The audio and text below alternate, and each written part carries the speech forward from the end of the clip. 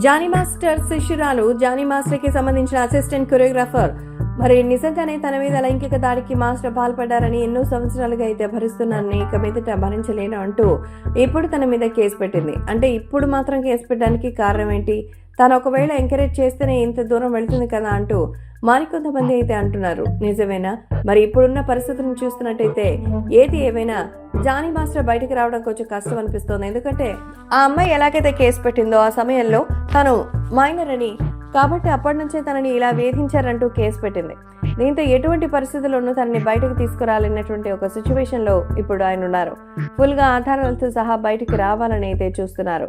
కాబట్టి ఆ సినిమాకి సంబంధించిన విషయాలు ఇప్పుడు చాలానే ఇబ్బందికరంగా మారుతోంది.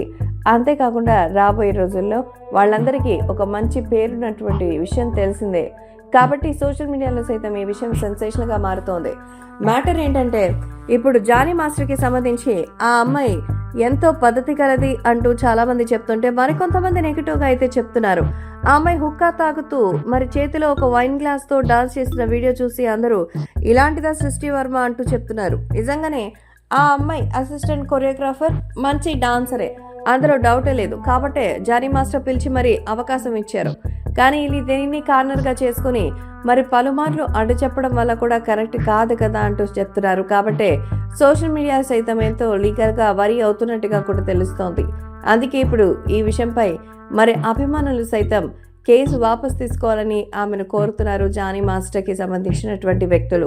మరి ఆ అమ్మాయి ఎలాంటి రెస్పాండ్ ఇస్తుంది? ఇంతవరకు మీడియా ముందుకైతే రాలేదు. కాబట్టి నిజంగానే తన వల్ల నష్టపోయి ఉంటే పరిహారం చెల్లించడానికి తాను సిద్ధమేనంటూ మరి సంచలన వ్యాఖ్యలు చేశారు మన జానీ మాస్టర్. కానీ అప్పట్లో ఏం జరిగిందనేది తెలియదు. ఇప్పుడు ఎందుకు కేసు పెట్టిందనేది అర్థం కాలేదు. మొత్తానికి జానీ మాస్టర్ మీద కేసు పెట్టిన ఆ అమ్మాయి తాలూకు హుక్కా తాగుతున్న వీడియో ఇప్పుడు సెన్సేషనల్ గా మారుతోంది.